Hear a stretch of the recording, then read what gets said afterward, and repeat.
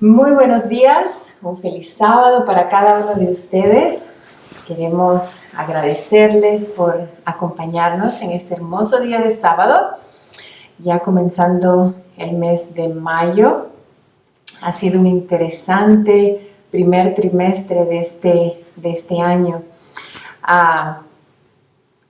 Queremos darles la bienvenida, como ya les dije, y esperamos que puedan recibir una bendición a medida que estudiamos y repasamos la lección juntos, y luego, seguido de eso, será la parte número 4 de la serie En rumbo a Canaán.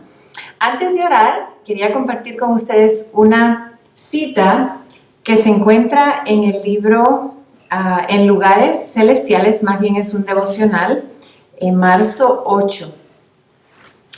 Y dice lo siguiente: deberíamos ir a Jesús y contarle todas nuestras necesidades. Podemos llevarle nuestras cargas y problemas, pequeños y grandes. Todo lo que pueda causarnos dificultades, deberíamos llevarlo al Señor en oración. No ceséis de orar. Si la respuesta se tarda, esperadla. Poned todos vuestros planes a los pies del Redentor. Asciendan vuestras oraciones importunas a Dios.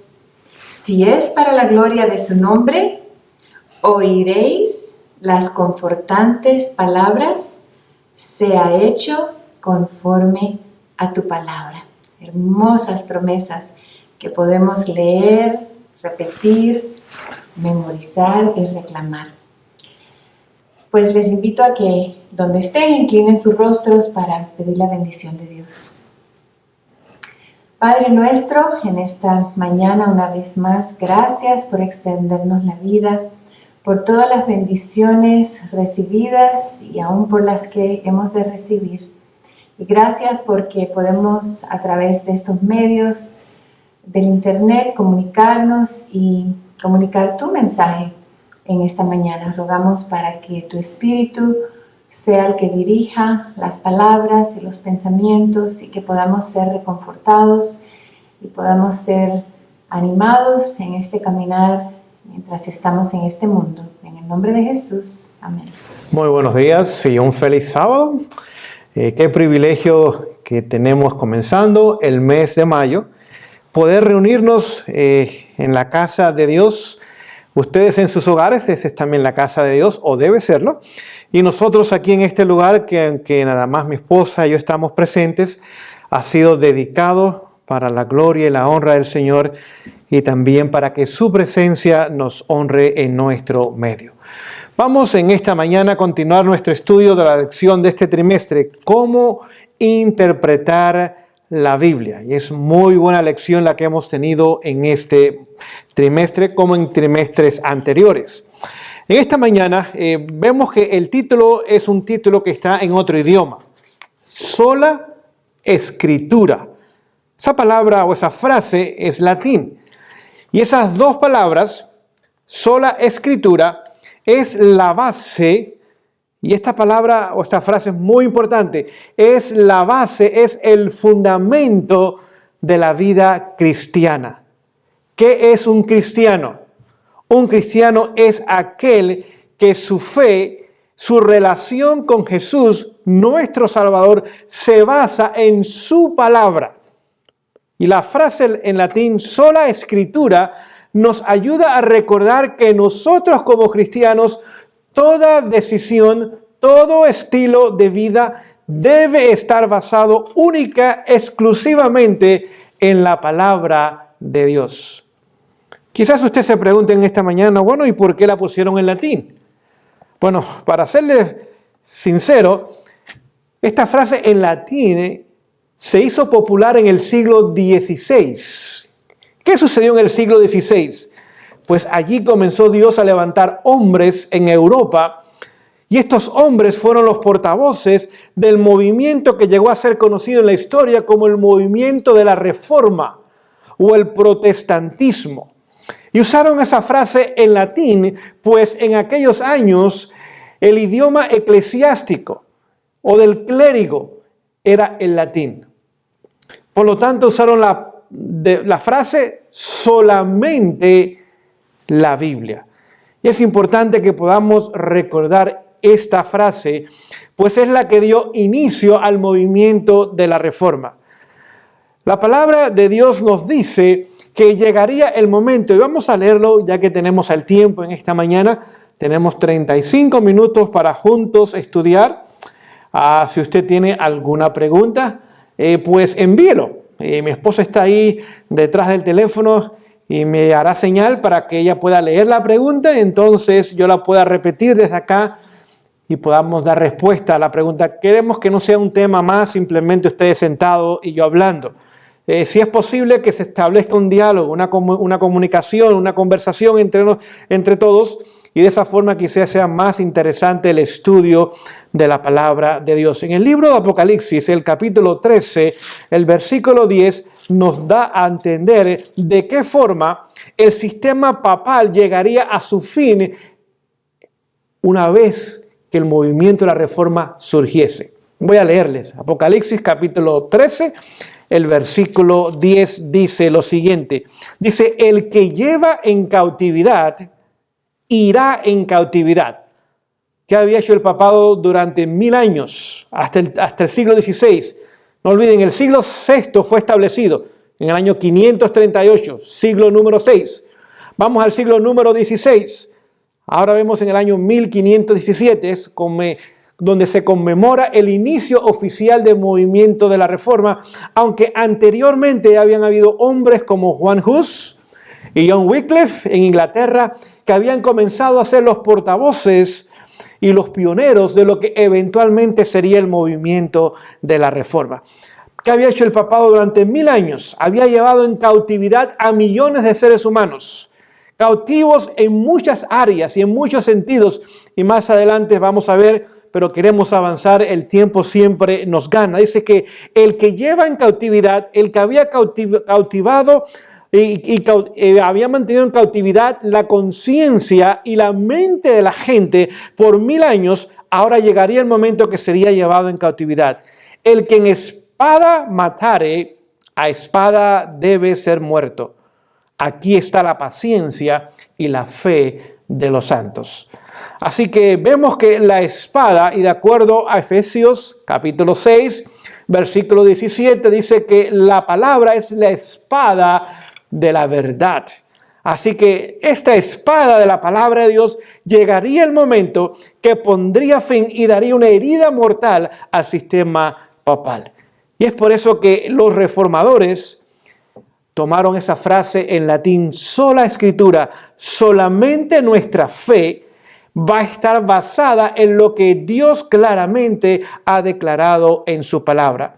No en concilios, no en el clérigo, no en bulas papales, no en cartas eclesiásticas, no en la mayoría, no en las juntas, no en acuerdos. Nosotros iremos a la palabra de Dios, allí encontraremos principios, enseñanzas que por su gracia entenderemos, atesoraremos en nuestros corazones, practicaremos en nuestras vidas y compartiremos al mundo también. Es decir, hay poder en la palabra de Dios, y tanto poder hay que pudo eventualmente poner fin a este sistema que durante 1000 años había cautivado y había mantenido en tinieblas y en oscuridad a millones de seres humanos. Es más, lo que hicieron los reformadores es simplemente lo que hicieron los apóstoles, hizo la iglesia primitiva. Vamos a poner algunos ejemplos en esta mañana que nos ayude a entender. Vamos al libro de Hechos. En este libro encontramos los inicios de la iglesia cristiana. Encontramos las obras o los hechos de la iglesia primitiva. Y vamos a poner algunos ejemplos brevemente para que podamos ver cómo esta iglesia primitiva, la iglesia establecida por Jesús, esta iglesia estaba basada solamente en las Sagradas Escrituras. Vamos a comenzar a leer en el capítulo 4, el versículo 31, dice lo siguiente: y cuando hubieron orado, el lugar en que estaban congregados tembló, y todos fueron llenos del Espíritu Santo y hablaban la palabra de Dios con denuedo. Así que vemos que una vez que el Espíritu Santo se derramó sobre ellos, los llevó ¿a qué? Los llevó a hablar no sus propias opiniones, no sus propias enseñanzas, ni la mayoría ni las minorías, sino los llevó con denuedo, con valor, con entusiasmo, a predicar, a proclamar la palabra de Dios. Por eso no debe extrañarnos que en el primer siglo la fe cristiana prácticamente inundó el mundo conocido de sus días. Capítulo 6, vamos a ver otros ejemplos. El versículo 17 dice lo siguiente. Capítulo 6, versículo 17 dice lo siguiente. Perdón, capítulo 6 no es capítulo 8, versículo 4. Capítulo 8, versículo 4. Voy a leer. Dice: pero los que fueron esparcidos, ahora no olvide, toma lugar la muerte, el apedreamiento de Esteban, el primer mártir de la iglesia cristiana, el líder de los diáconos, y ahora viene una gran persecución en Jerusalén. Y ahora estamos leyendo: pero los que fueron esparcidos debido a esta gran persecución iban por todas partes predicando la palabra. Así que el Señor permitió que hubiese persecución en Jerusalén para que el grupo grande de cristianos que estaba allí ahora pudiese salir y proclamar su palabra en todo lugar donde fueron ellos a vivir. Mismo capítulo, versículo 25, dice lo siguiente: y ellos, otra vez los cristianos primitivos, y ellos, habiendo testificado y predicado la palabra del Señor. Note, había predicación, pero había testificación, vidas que estaban en armonía con la palabra del Señor, se volvieron a Jerusalén. Y en muchas aldeas de los samaritanos predicaron el evangelio. Mismo capítulo 8, versículo 35. Entonces Felipe, otro diácono, abriendo su boca y comenzando desde esta escritura, le predicó el evangelio de Jesús. Y aquí está cuando Felipe se encuentra con el eunuco de regreso a su país, Etiopía.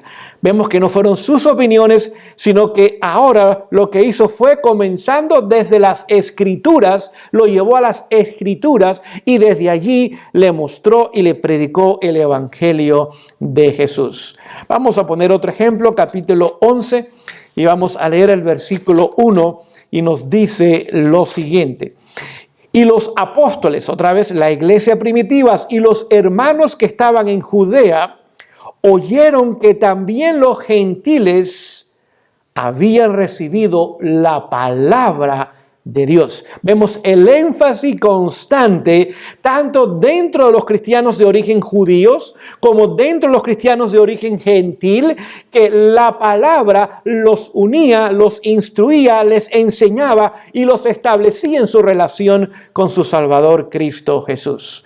Versículo o capítulo 12, el versículo 24 dice lo siguiente: y Bernabé y Saulo, ahora vemos un equipo misionero, dos hombres, Saulo y Bernabé, habiendo cumplido su ministerio, regresaron de Jerusalén llevando consigo a Juan y al que tenía por sobrenombre Marcos. Así que vemos estos dos hombres de experiencia, ahora toman a un joven para entrenarlo para que fuese un futuro misionero. Pero el versículo anterior, el versículo 24, nos dice algo interesante: mas la palabra de Dios crecía y se multiplicaba. Así que habían misioneros, estos misioneros capacitaban a otros misioneros, pero ¿qué método usaban? La palabra de Dios. ¿Y qué pasaba con esta palabra? Dice que crecía y se multiplicaba. Note, no era que era sumada, era multiplicada. multiplicada, mucho mayor el crecimiento. El ser humano, yo creo que lo que hacemos es sumar, pero cuando Dios hace matemáticas, Él multiplica. Y su palabra crecía y fue multiplicada. Capítulo 13, vamos a leer en el versículo 49, dice lo siguiente: y la palabra del Señor era publicada por toda aquella región. Así que vimos varios versículos y podíamos continuar, pero no lo vamos a hacer. Creo que son suficientes estos ejemplos para demostrarnos que la iglesia apostólica era una iglesia bíblica. No era una iglesia que simplemente seguía ideas de seres humanos, no era una iglesia que simplemente seguía acuerdos. Era una iglesia que iba a la palabra de Dios y basada en la palabra, ahora sus vidas eran cambiadas, predicaba, testificaba y también daba el mensaje en toda región. Ahora no olvide, la palabra de ellos, o la palabra de Dios para ellos en aquellos días, era menos que lo que es para nosotros. Mayormente ellos tenían nada más el Antiguo Testamento. Santiago, que fue el primero que escribió un libro en el Nuevo Testamento, muere en el año 44. Herodes le quita la vida a este hombre de Dios. Así que posiblemente su libro, Santiago, fue escrito en el año 42, tal vez 43 o quizás hasta los comienzos del 44. No hay seguridad, pero más o menos se estima que durante ese corto periodo la primera epístola o el primer libro del Nuevo Testamento ahora fue escrito y Dios lo dio a su pueblo. Pero ellos tenían menos que nosotros tenemos más que ellos. Obviamente, otra vez, nuestro énfasis debe ser en sola escritura, solamente la Biblia. Importante que podamos recordar estas cosas para que cada día usted y yo en privado, individualmente, tomemos tiempo en la palabra de Dios. Después podemos invitar a nuestras esposas, a nuestros hijos y ahora tener nuestro culto familiar. Aunque seamos dos, déjeme decirle, nunca cuando la palabra de Dios se abre en oración y con el deseo de ser instruida por ellas, nunca ese tiempo es mal usado. Siempre somos bendecidos. Isaías capítulo 55 nos dice que la palabra de Dios no regresa vacía y que cumple el propósito por el cual ha sido enviada. Además, llegará momentos, y creo que estamos muy cercanos a ellos, donde vamos a añorar haber tomado más tiempo individual, familiar y como iglesia en el estudio de la palabra de Dios. Llegará el momento que estaremos solos, quizás en circunstancias muy difíciles y apremiantes. Y ahora regresarán a nuestra mente el tiempo que podíamos haber usado para escudriñar más la palabra de Dios y fortalecer nuestra fe más en lo que el Señor nos ha dicho en este libro maravilloso. Así que aprovechemos toda oportunidad, aunque sean unos pocos minutos, para ir a estudiar y escudriñar, leer y poder nosotros familiarizarnos con el texto del Señor. Ahora, ¿por qué Dios tuvo ahora que levantar esta frase sola escritura ya en el siglo XVI? No olvide, este movimiento, aunque tenía hombres, fue un movimiento de origen divino. No fue casualidad. Llegó el tiempo donde Dios ahora levantó a hombres y estos hombres, yendo a la palabra de Dios, comenzaron a enfatizar, comenzaron a enseñar, comenzaron a publicar, comenzaron a predicar otra vez la palabra del Señor. Ahora, ¿cuál fue el resultado de 1000 años de un cristianismo falso? Un cristianismo que tenía apariencia y nombre de cristiano, pero sus enseñanzas, sus prácticas, sus costumbres estaban muy lejos de la palabra de Dios y realmente era un paganismo que ahora se había bautizado o había tomado ahora un barniz de cristianismo y ahora se presentaba al mundo como los seguidores de Cristo cuando realmente ese sistema había sido establecido por el enemigo de las almas. Quiero leerles esta declaración que les ayude a entender lo que acabo de mencionar. Estoy leyendo el libro Conflicto de los Siglos. En la página 54 dice lo siguiente: esta aveniencia o esta unión entre el paganismo y el cristianismo dio por resultado el desarrollo del hombre de pecado, predicho en la profecía, como oponiéndose a Dios y exaltándose a sí mismo como Dios. Así que este sistema, ¿cuál era el objetivo? Era ellos ponerse en el lugar de Dios y exaltarse como Dios. Continúa la declaración diciendo: este gigantesco sistema de falsa religión, es gigantesco en muchos sentidos, pero es una falsa religión, es obra maestra del poder de Satanás. Así que la obra maestra de un artista es su mejor obra, o de un pianista, de un pintor, de un escultor, de un arquitecto. Es la mejor obra que él tiene la capacidad de hacer.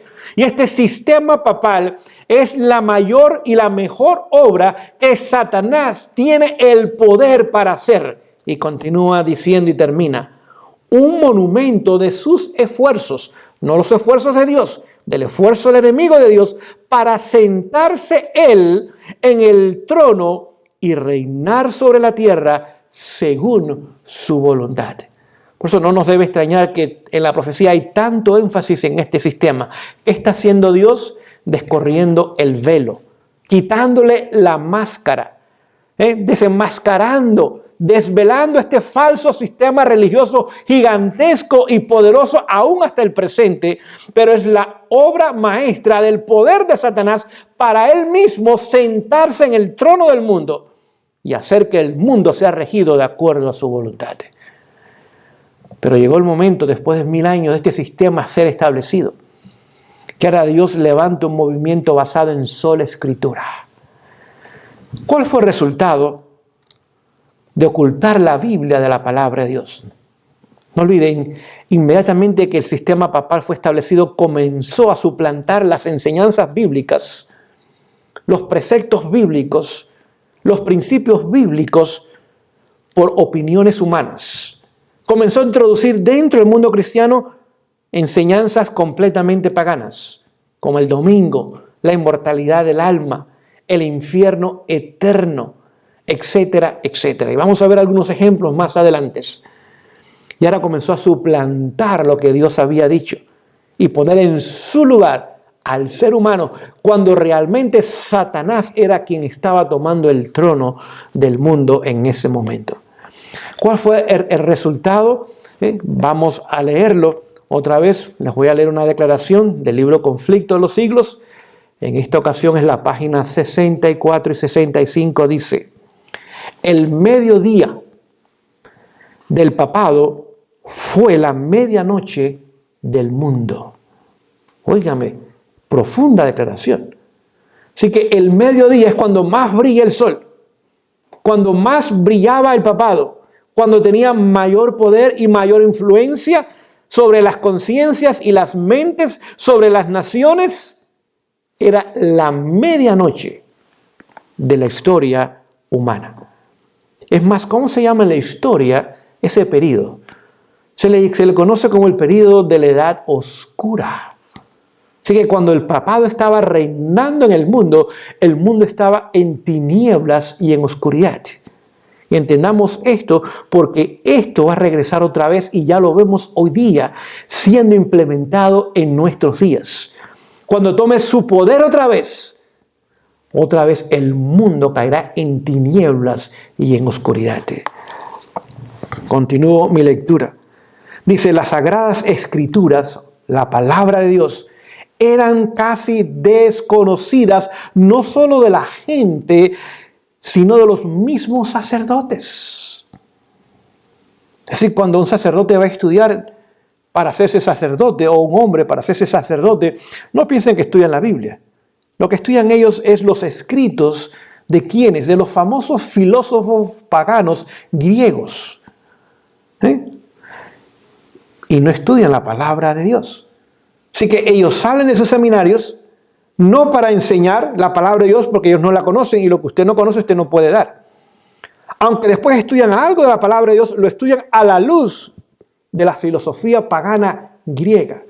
Aristóteles, Platón, y otros más de aquellos años.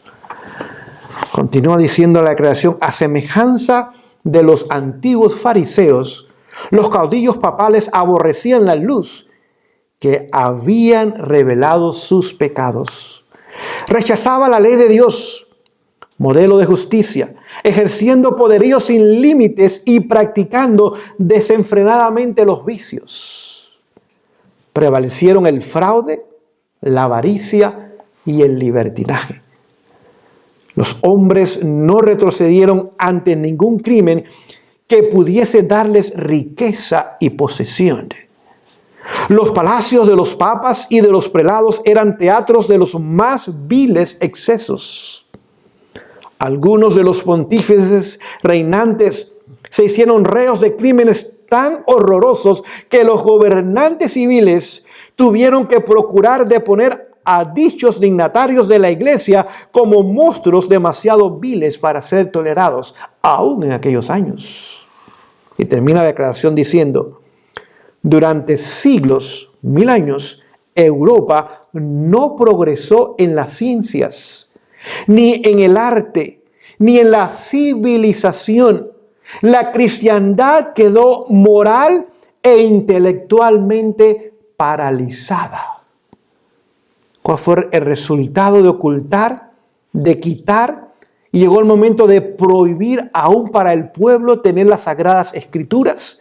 No tan solo toda la palabra de Dios, ni un versículo era permitido para la gente tener. No tan solo eso, sino que era prohibido memorizar las sagradas escrituras. Es más, si usted aún recuerda la experiencia, la historia de Lutero, ¿cómo él pudo saber de las sagradas escrituras? Porque en su monasterio había una Biblia, pero esa Biblia estaba atada a un púlpito. Así que ni él podía tomar esa Biblia y llevarla a su habitación para estudiarla. Tan solo podía estudiarla allí y estaba en latín. Es decir, las pocas Biblias que habían estaban en los monasterios, atadas a un púlpito, estaba en un idioma que la gran mayoría ni de los sacerdotes podía leer para entender, con un idioma muerto, como es el idioma latín. Gracias a Dios que este hombre sabía latín y pudo comenzar a leer y a enamorarse del autor de las Sagradas Escrituras y del maravilloso plan de salvación que nos muestra en su palabra. Póngase a pensar cuando la Reforma comienza a surgir. Tan solo 8 a 10% máximo de la población de los países eran gente rica o de clase media. Es decir, los reyes, sus familias, los duques, los condes, los caballeros y el clérigo de alto nivel. El 90 o más por ciento de las naciones vivía en pobreza. No tenían tierra, casas que se estaban cayendo, no tenían nada, apenas la gente subsistía, porque el sistema papal lo que hace es mantener oprimida a las masas en la ignorancia, sin poder tener medios, ni recursos, ni poder avanzar, ni poder estudiar. Por eso mantenía a la gente en tinieblas, en oscuridad.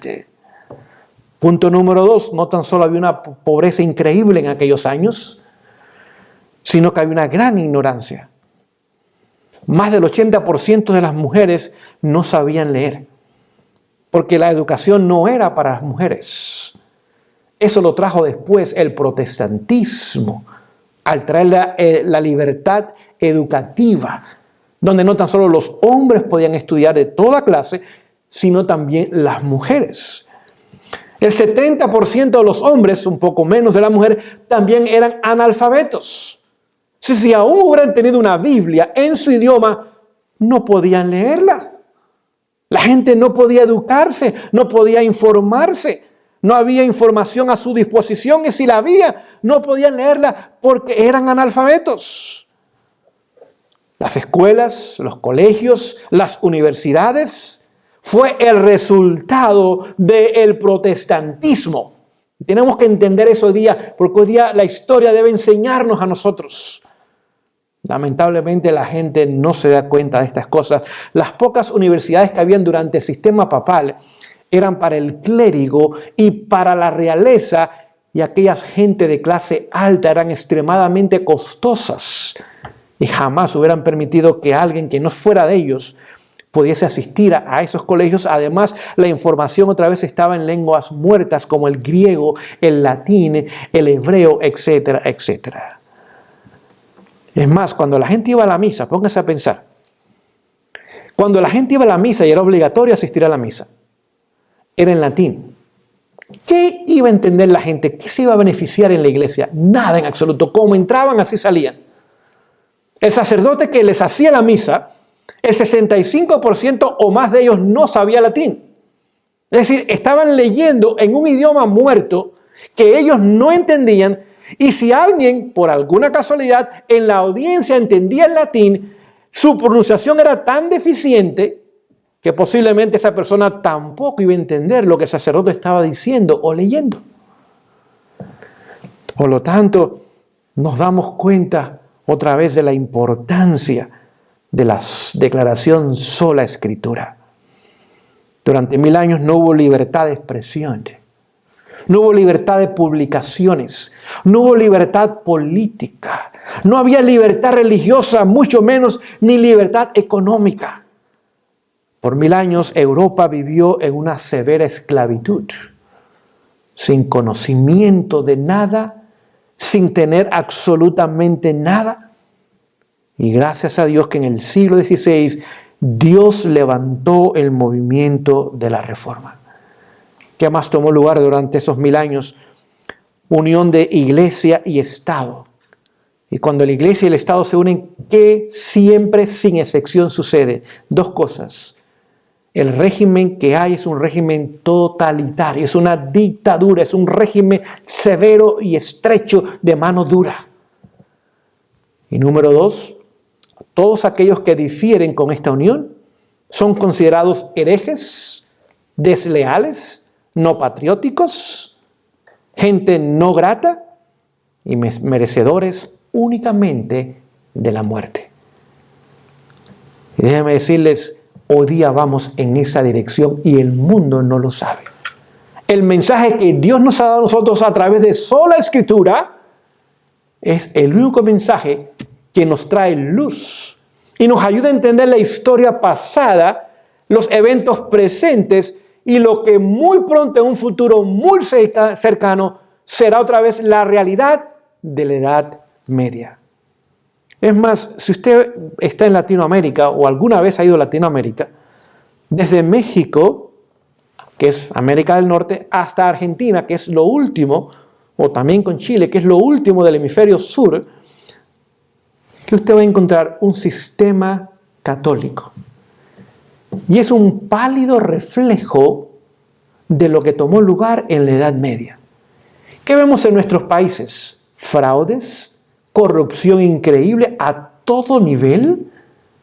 ¿Qué más encontramos? Criminalidad, delincuencia, alcoholismo, drogadicción, inmoralidades de todo sentido, de toda forma, pobreza increíble. La gente a veces vive en condiciones que las mascotas en Estados Unidos y en otros países viven mejores que millones de seres humanos en muchas partes del mundo bajo este sistema.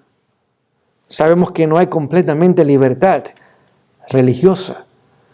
Por lo tanto, nos damos cuenta, aunque es un pálido reflejo de lo que pronto se verá más y más en el mundo, y cuando este sistema, su herida sea completamente sanada, es decir, la ley dominical sana esa herida, y tome ahora control del mundo entero, regresaremos otra vez a la experiencia de la Edad Media. Es más, el protestantismo de hoy día prácticamente ha cesado, ha dejado de ser. Y lamentablemente, usted y yo nos tocará vivir en las realidades de esos días, cuando el movimiento del siglo XVI casi, que digo casi porque no en su totalidad, pero casi en su totalidad habrá sido no tan solo puesto a descansar, sino que habrá sido sepultado y muerto. ¿Cuál fue el resultado entonces de este movimiento? vemos que Dios levanta ahora el protestantismo. ¿Cuáles son los países más adelantados? Los países más prósperos. Los países que tienen también mayor libertad. Son los países que abrazaron los principios de la Reforma. Alemania fue su cuna. Y mira, este país, a pesar de que fue destruido en la Primera Guerra Mundial y en la Segunda Guerra Mundial, uno de los países más prósperos del mundo hoy día, conocido por su tecnología, muy diferente de lo que fue durante el régimen papal, pero lamentablemente el protestantismo prácticamente ha desaparecido en Alemania. Inglaterra, el país en Europa donde el protestantismo echó las raíces más profundas. Vemos también un país próspero, libre. Millones de personas quisieran emigrar a esas naciones, y algunos lo han hecho, para mejorar y respirar al menos un poquito de libertad y un poquito de prosperidad. Pero vemos que prácticamente en Inglaterra también el protestantismo está muerto. Estados Unidos fue la nación en el mundo entero donde el protestantismo realmente echó sus raíces más profundas y donde se vieron los mejores resultados de haber abrazado los principios de sola escritura. Pero vemos que hoy día prácticamente el protestantismo ha caducado y ha desaparecido en esta nación. ¿Qué grandes beneficios trajo el protestantismo basado en la frase sola escritura? Número 1, salvación por la fe, no por obras. Nuestra relación de salvación no es con una iglesia. La iglesia es un medio que Dios usa para animarnos y motivarnos y poner nuestros talentos y dones en uso, pero no es un medio de salvación. La salvación únicamente se encuentra en una relación personal, íntima, diaria con Cristo Jesús. Y los reformadores pudieron rescatar este principio que por 1000 años había sido sepultado. En sus días, como hasta el momento, la iglesia papal que enseña que no hay salvación fuera de ella. No hay salvación fuera de Cristo. Pero en Él siempre hay salvación. Y ninguna iglesia, no importa aún si tiene la verdad, puede salvar a ningún ser humano, ni perdonar el más pequeño de los pecados. El perdón de los pecados viene a través de la muerte de Jesús. La santificación viene a través de su obra en el lugar santísimo hoy día.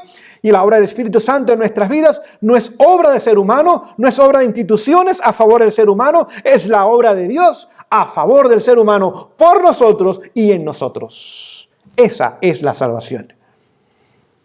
La iglesia nos da una religión. Jesús nos invita a una relación. ¿Es necesaria la iglesia? Claro que sí. Y debe ser la iglesia basada en la frase sola escritura. Pero aún así esa iglesia no nos puede salvar. ¿Qué fue el segundo punto? Descartó ahora la confesión auricular, es decir, a un hombre. Y enfatizó y enseñó la confesión a Jesús y a Jesús nada más.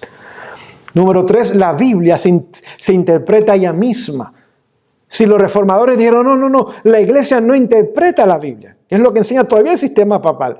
La iglesia, ni los teólogos, ni el clérigo, ellos no interpretan la Biblia se interpreta ella misma. Cuando algo usted y yo estudiamos y quizás no sabemos su significado completo, ahora usted tiene que ir a otra porción de las Sagradas Escrituras y ahí encontrar la respuesta. Si la Biblia es como un rompecabezas, usted tiene que unir todas las partes a través del estudio para que usted vea el cuadro completo y en armonía que nos va a presentar.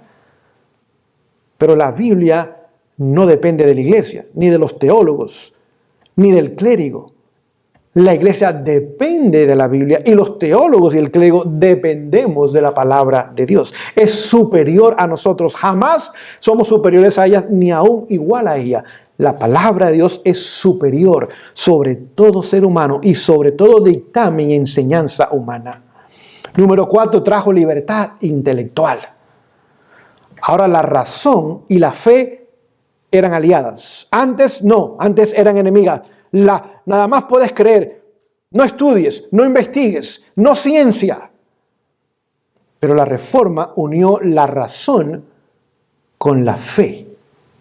Vamos a pensar en aquellos años que pensaban que el mundo estaba sobre elefantes o sobre pilares y que había un abismo y allá las aguas caían en el abismo. Es decir, conceptos completamente errados.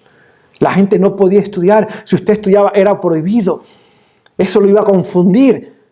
Por lo tanto, la razón fue completamente descartada a un lado cuando Dios nos ha dado una mente con el poder de razonar, de pensar, de estudiar, de investigar. Por supuesto, la fuente debe ser la correcta y nos llevará a las conclusiones correctas. Porque hoy día la ciencia se basa en fuentes incorrectas o inestables e inciertas y lo que lleva es a la confusión y al error en la mayoría de los casos. Ahora la razón y la fe eran aliadas. No había una sumisión completa a la opinión de la iglesia, como había durante 1000 años, ni a la opinión del clérigo. Lo que la iglesia decía o el clérigo decía, eso era, y nadie más podía ni atreverse a investigar, mucho menos desafiarlo. Ahora todos tenían el derecho a investigar y a estudiar por sí mismo. ¡Qué bendición trajo el movimiento de la Reforma! Número 5, la Biblia fue traducida al idioma local o vernicular, como se le dice o se le conoce en lugares más intelectuales. La palabra de Dios ahora fue traducida al inglés y al alemán y al francés y al portugués y al italiano y al holandés y al sueco, etcétera, etcétera. Ahora la gente no tan solo aprendió a leer y escribir, ahora tenía una copia ellos mismos en sus manos de la palabra de Dios y podían leerla por ellos mismos y pedir que el Espíritu Santo los inspirase, abriese sus mentes y preparase sus corazones para sembrar la semilla de la verdad. Número 6. La música instrumental regresó a la iglesia. No olviden, en el siglo V se prohibió los instrumentos en la iglesia. Y por más de 1000 años tan solo habían esas cantatas que tan solo los monjes o los sacerdotes podían cantar en la iglesia, nadie más. La música era prohibida para la gente. La música instrumental era prohibida en la iglesia y la que había era tan solo porque el clérigo la cantaba en latín otra vez y en forma muy aburrida, nada atractiva. Y la pobre gente no se beneficiaba. Pero el movimiento de la Reforma ahora trajo el despertar en las ciencias. Lo que se llama el periodo de la iluminación. La arquitectura creció, las pinturas, la música, hombres como Beethoven, como Mozart, comenzaron a componer hermosas piezas musicales, pero también en la iglesia, himnos de experiencia comenzaron a ser puestos en las manos de la gente, en las mentes de la gente, y comenzaron a alabar el nombre de Dios con instrumentos, la música correcta, la letra correcta, y ahora hubo un despertar también en el arte. Los instrumentos regresaron a la iglesia y todos podían participar, no tan solo el clérigo. Himnos, en vez de rezos cantados en latín, ahora la gente en su propio idioma podían apreciar el talento y el don musical. Número 7, trajo desarrollo económico industrial como nunca se ha visto en la historia humana. La pobreza durante los 1000 años se consideraba señal de piedad. Oh, el que es pobre es que es piadoso. Pero eso se descartó. Y ahora dio lugar a que la gente tuviese sus propias tierras, estableciese un negocio, fuese a estudiar y estableciese una práctica, una oficina, etcétera, etcétera. Ahora hubo más abundancia, ahora los precios comenzaron a bajar y eso lo llamamos el sistema de empresa libre. Es lo que ha traído la clase media como resultado del protestantismo y es lo que hoy día está siendo eliminado a través de este famoso virus en el mundo entero. Tan solo habrá pobreza y más pobrezas, pobres y más pobres, aún en pobreza paupérrima. Número 8. La vida familiar fue elevada y respetada. Antiguamente se pensaba que si un hombre o una mujer querían dedicarse a Dios, no podían casarse. Casarse era malo. Eso lo que promovía era el pecado y la perversión. No, exactamente lo opuesto es lo que ha promovido. Y podemos verlo hasta el día de hoy. Póngase a pensar, hasta el momento, casi 4 billones de dólares han sido pagados a diferentes personas debido al uso de menores por el clérigo. Mayormente sacerdotes, menormente las monjas. Ahora creó un clérigo mejor, confiable y puro.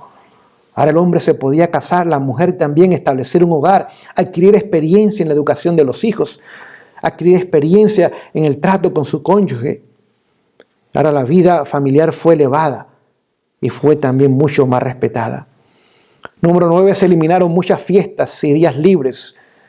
Ahora se puso más énfasis en el trabajo, no simplemente en recreaciones y diversiones, pero vemos que hoy día más y más hacia allá va el mundo. Menos trabajo, más fiestas, más días festivos, menos producción, pero queremos ser pagados para gastarlos en diversiones y en entretenimientos. 10, se establecieron gobiernos separados de la iglesia y eso trajo libertad de expresión, libertad política, libertad religiosa. No había interferencia papal. Bueno, en aquellos entonces, en aquellos países que se independizaron de Roma, ahora había, ¿qué cosa? Una política limpia como no la hay en nuestros países. Hay corrupción masiva desde el alcalde del pueblo más pequeño hasta el presidente de la nación. Corrupción completa y total establecida de siglos. Número 11, surge un espíritu de libertad y de tolerancia a las ideas, a las opiniones y teorías de otras personas. Antes tan solo se podía tener una idea, una opinión, una teoría, la que presentaba la iglesia unida con el Estado. Ahora había libertad para expresarse, libertad de expresión, pero también de pensamiento. Y el número 12 y último, el individualismo en vez del colectivismo. Es decir, que hoy día se nos está hablando del bien común, esa frase nueva que el papado ha surgido, ha sacado. Esa frase lo que significa es colectivismo, socialismo, comunismo, control. Es lo que significa esa frase. Por supuesto, no es la frase que usan, sino como el bienestar de la mayoría, de la comunidad, de las naciones, a costo de ¿qué? De las libertades individuales. El protestantismo nos dio libertades individuales. Mi libertad no está basada en lo que la mayoría piensa ni la mayoría cree. Mi libertad yo la tengo porque Dios me hizo un ser humano y un ser libre. Y a cada ser humano y a cada ser libre que ha puesto, Él le ha dado las mismas libertades y los mismos derechos. Y ninguna institución humana tiene el derecho de quitarla, ni aun la iglesia. Vemos cuántas cosas maravillosas, cuántas cosas positivas el movimiento de la Reforma trajo a la luz. Por eso tenemos que regresar otra vez a sola escritura. Como nación o naciones, eso no va a suceder. Proféticamente sabemos que eso no va a tomar lugar. Pero individualmente sí podemos hacerlo. Como iglesia, lamentablemente hoy día permitimos que más y más de la cultura prevalecente en la sociedad, que no es cristiana, haya entrado y continúa entrando a nuestras iglesias para tomar decisiones basadas no en lo que la palabra de Dios dice, sino en lo que la cultura ha aceitado. Y permitimos modas, y permitimos música, y permitimos homosexualismo, y permitimos un montón de otras cosas que no tienen ningún apoyo en la palabra de Dios. El Señor nos llama en esta mañana, ahí en su hogar donde usted se encuentra, y yo donde me encuentro en este lugar, y si usted nota estoy en el púlpito, es decir, la Reforma nos dio el púlpito. Si usted va a la iglesia católica no hay púlpito, lo que hay es un altar. Y lo que está sobre el altar, lo que se enfatiza es una hostia, es un pedacito de pan, es más, es lo que se eleva, y es lo que la gente participa de él. Pero el protestantismo no dio el púlpito. ¿Saben por qué no dio el púlpito? Porque aquí se pone la palabra de Dios. Y usted nota este púlpito casi no me deja que usted me pueda ver a mí. Estoy oculto mayormente el ser humano, porque es el lugar para exaltar a Jesús y su palabra. No es para exaltar al ser humano, y por eso usted ve que en muchas iglesias hoy día se han quitado los púlpitos. Los pastores llegan allí vestidos en forma casual, aún sin una Biblia en sus manos, y simplemente hacen historias y cuentos y anécdotas y chistes, y eso es todo lo que la gente está recibiendo hoy día. O ponen un púlpito transparente para cara otra vez enfatizar al ser humano. El ser humano se esconde mientras que la palabra de Dios se exalta en el púlpito. Ese es el objetivo. Y si usted ve la iglesia, de la Reforma, usted va a las iglesias antiguas, vemos que el púlpito estaba elevado y eran altos, donde prácticamente la mayor parte del ser humano no veía la congregación. Era el lugar donde se ponía y se abría las Sagradas Escrituras para que el pueblo fuese alimentado de ella, y aquel que ahora le tocaba compartirla, compartiera de la palabra de Dios. Hoy día tenemos que llegar individualmente a esa decisión. El mundo no lo va a hacer. Las iglesias no lo van a hacer. Las naciones no lo van a hacer. Pero usted y yo podemos y debemos hacerlo. El Señor nos bendiga en esta mañana, querida iglesia. Continuemos estudiando nuestra lección de escuela sabática. Cómo interpretar la Biblia. Hacer de este libro el manual nuestro. El único libro, el manual nuestro. Y será, como haya sido, si lo ha puesto en práctica en su vida, en mi vida, de gran bendición. Vamos a terminar teniendo una palabra de oración y en unos 20, 25 minutos estaremos de regreso con el culto del mediodía. Si usted puede, acompáñeme en la oración de rodillas.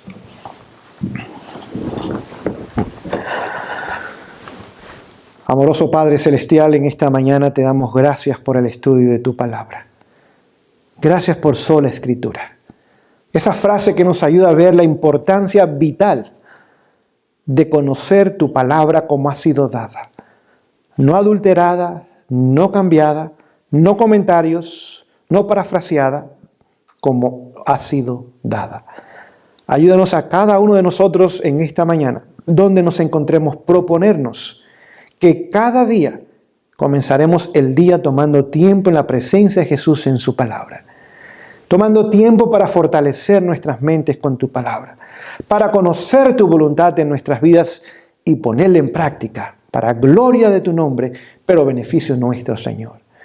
Mientras el mundo colapsa, mientras que el sistema papal regresa a tomar las riendas del mundo, Señor, ayúdanos a cada día tener un compromiso más completo con nuestro Salvador, amándote más, sirviéndote más, haciendo de bendición para otros, canales a través de los cuales las bendiciones fluyan para llegar a otros, para bendición de ellos, Señor.